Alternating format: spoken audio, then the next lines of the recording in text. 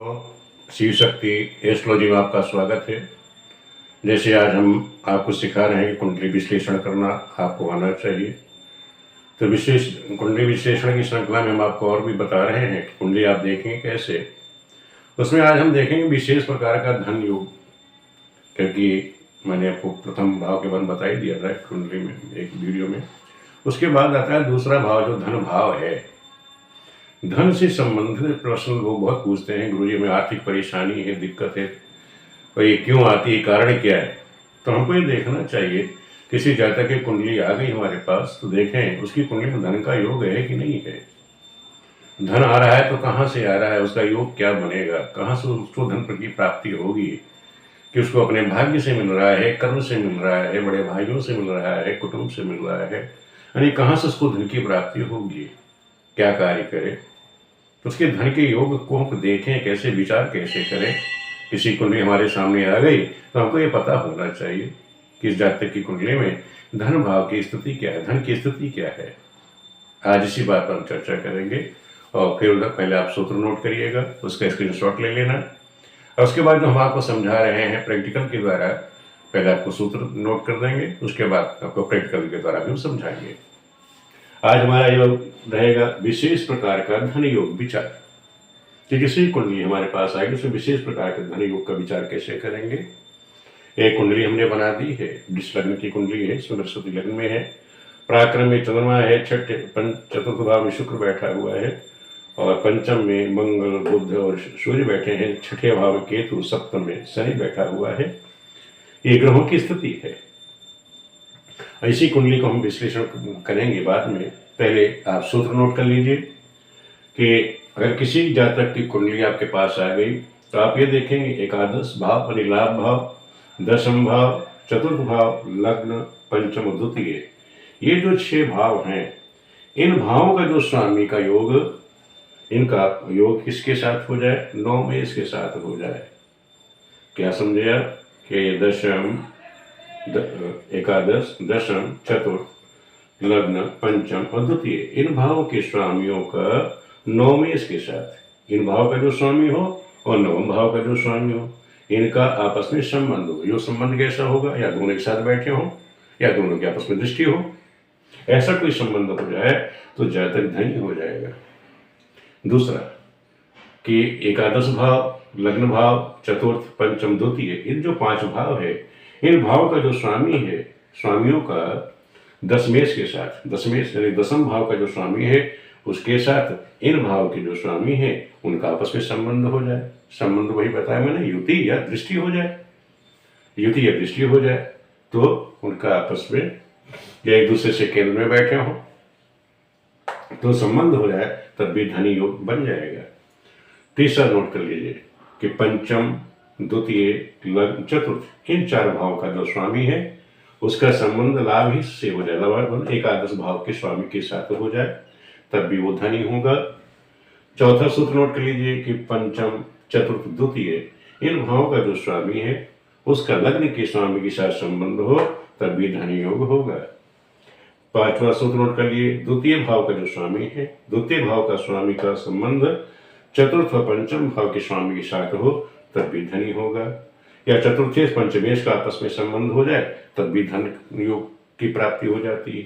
तो इस तरह से ये जो सूत्र हैं, अगर ये किसी की जातक की कुंडली में हमको मिल जाते हैं तो हम समझ जाएंगे ये जातक धनी है, इसको धन की कोई कमी नहीं है। अब एक कुंडली का हमने उदाहरण ले लिया है कि हमने देखा कि इसमें क्या सूत्र लागू, जो हमने नोट करे हैं इस पे लागू होता है क्या। तो पहला सूत्र आप ले लो कि कुंभ नहीं, एकादश भाव, दशम, चतुर्थ और लग्न, पंचम, द्वितीय, इन भाव का जो स्वामी है। अब हमने क्या देखा कि यहाँ पर इसका संबंध, यहाँ जो लग्नेश है, लग्न का स्वामी कहाँ बैठा है, कहाँ बैठा गया, ये केंद्र में बैठा हुआ है। अब किसी की कुंडली में आप ये देखोगे अगर लग्न का स्वामी केंद्र में ही बैठ जाए तो योग कारक हो जाता है। क्या होगा, वो योग कारक हो जाएगा, धन योग दे देता है। ये ध्यान रखो, कोई लग्न का स्वामी केंद्र में या फिर कोण में बैठा हुआ हो वो धन का लाभ देगा। और इसका 9 मेष के साथ कोई संबंध हो। 9 मेष क्या है, 9 मेष यहाँ कौन है, शनि। अब आपने ये देखा कि जो लग्नेश था शुक्र का और नवमेश का आपस में संबंध हो जाए। तो इसमें क्या संबंध है दोनों का आपस में? ये एक दूसरे से केंद्र में बैठे हुए हैं। तो संबंध क्या बनना चाहिए? या तो दोनों की युति हो, या दृष्टि हो, या दोनों एक दूसरे से केंद्र में बैठे हो, तो धन का धनी योग बन जाता है। तो हमने क्या देखा, यहाँ जो लग्नेश है और जो भाग्येश है दोनों एक दूसरे से केंद्र में बैठे हैं, तो ये धन योग का ये धनी योग बन गया। दूसरा नोट कर लीजिए, जैसे एकादश, लग्न, चतुर्थ, पंचम, द्वितीय, इन स्थानों का जो स्वामी है उसका दशमेश के साथ योग बन रहा। अब यहाँ अपने दशमेश देखो, दशमेश कौन है? यहाँ नवमेश दशमेश दोनों ही शनि है। नवमेश दशमेश दोनों ही शनि है, उसका लग्नेश से केंद्र में योग बन रहा है, संबंध बन रहा है। यानी दोनों की स्थिति में यहाँ क्या हुआ, ये धन योग बना, धन योग बन गया। ये जातक जो है धन योग बन गया भाग्यशी के द्वारा, अपने भाग्य से भी और कर्म से, यानी दोनों से ही इसका भाग्य भी अच्छा चल रहा।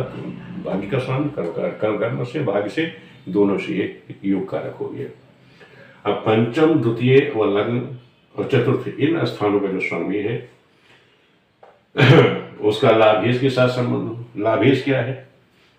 लाभेश यहाँ देखो, यहाँ लाभेश से कौन है? बृहस्पति। बृहस्पति का संबंध क्या हुआ? जो लग्नेश से केंद्र में है। अभी हम वही चीज यहाँ भी आगे देखो, लग्नेश से लाभेश कहाँ बैठा हुआ है? केंद्र में बैठा हुआ है। यहाँ भी योग बन रहा है, कितना सुंदर योग बन रहा है। इस कुंडली में 3 योग आपको प्राप्त हो गए कि यहाँ भी लाभेश जो है लग्नेश से केंद्र में बैठा हुआ है। तो यहाँ कहने मतलब ये भी सूत्र यहाँ पे लागू हो गया कि पंचम, द्वितीय, लग्न, चतुर्थ, इन स्थानों का स्वामी लाभेश के साथ संबंध हो तभी धनी होता है। ये सूत्र भी यहाँ लागू होता है। ये ऐसी कुंडली है कि देखो अपने तीनों सूत्र यहाँ लागू हो गए। फिर पंचम, चतुर्थ व द्वितीय भाव का स्वामी, 5वें भाव का, चौथे द्वितीय भाव का स्वामी लग्नेश के साथ संबंध हो। अब लग्नेश के साथ पंचमेश कौन है? बुध है। चतुर्थेश कौन है? सूर्य है, यहाँ बैठा हुआ है, ठीक है। और द्वितीयेश कौन है? बुध है। बुध और चतुर्थेश, बुध चतुर्थेश दोनों ही त्रिकोण में बैठे हुए हैं इस कुंडली में। और पंचमेश बुध भी यहीं बैठा हुआ है। तो कहने मतलब यहाँ भी स्थिति ठीक है, त्रिकोण में बैठे हुए हैं तब भी अच्छे फल देंगे।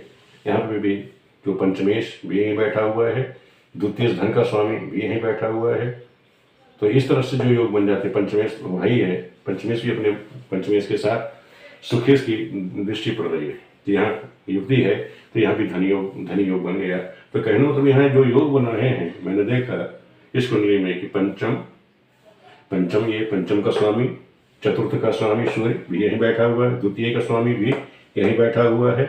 का संबंध लग्नेश से हो जाए, लग्नेश से तो नहीं, लेकिन दोनों जाकर कहाँ बैठ गए? त्रिकोण बैठे होने से ये भी धनी योग बन जाता है। ये भी योग, ये भी शुक्र आधा यहाँ पे लागू हो रहा है।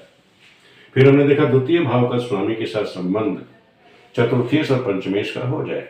हाँ, ये देखो ये सूत्र पूरा लागू हो गया। द्वितीयेश कौन है? बुध है, यहाँ बैठा हुआ है। द्वितीय भाव के स्वामी का संबंध चतुर्थेश सूर्य के साथ, पंचमेश बुध के साथ हो जाए तब भी धनी योग होता है। अब इस कुंडली में हमने क्या देखा कि पहला सूत्र पूरा लागू हो रहा है, दूसरा भी लागू हो रहा है, तीसरा भी लागू होगा, पंचम, यानी ये 5 में जो 4 सूत्र है वो इस कुंडली में लागू हो रहे हैं। तो कहने मतलब ये जो जातक की कुंडली है ये क्या कहलाएगी? महाभाग्य योग। इस कुंडली में महाभाग्य योग है। क्यों है? क्योंकि देखो भाग्येश, कर्मेश भी केंद्र में बैठा हुआ है, लग्नेश भी केंद्र में बैठा हुआ है, लाभेश भी केंद्र में बैठा, लग्न में भी बैठा हुआ है, द्वितीयेश पंचमेश जाके त्रिकोण में बैठ गए। ऐसी कुंडली बहुत कम मिलती है किसी कुंडली में। ये जो आपको हम बता दें, ये लता मंगेशकर की कुंडली है। आप लोगों ने देखा है कि उन्होंने अपने जीवन में, उनके जीवन में क्या धन की कमी थी? कोई कमी नहीं थी। तो उनकी कुंडली में महाभाग्य योग बना हुआ है। तो इस तरह से हमारे पास कोई कुंडली का सामने आ जाती है तो हमें उसका विश्लेषण करना आना चाहिए। किसी कुंडली में धन का योग है कि नहीं, क्या योग, धन का योग हम कैसे देखें। आज हमने इस बात पर चर्चा करी। इसी प्रकार की हम चर्चा करते रहेंगे, आपको उदाहरण के द्वारा समझाते रहेंगे। वीडियो आप लोगों को कैसे लग रही है कमेंट करके जरूर बताइएगा, कि जैसे हम आप लोगों को आगे भी समझा सकें। कहीं किसी प्रकार कोई दिक्कत है, व्हाट्सएप नंबर भी हमारा है, उस पर आप कॉल कर सकते हो व्हाट्सएप पे कॉल कर लो, चाहे जो आपकी समस्या उसे लिख करके व्हाट्सएप कर सकते हो, मैं उसका जवाब उस पर दे दूंगा।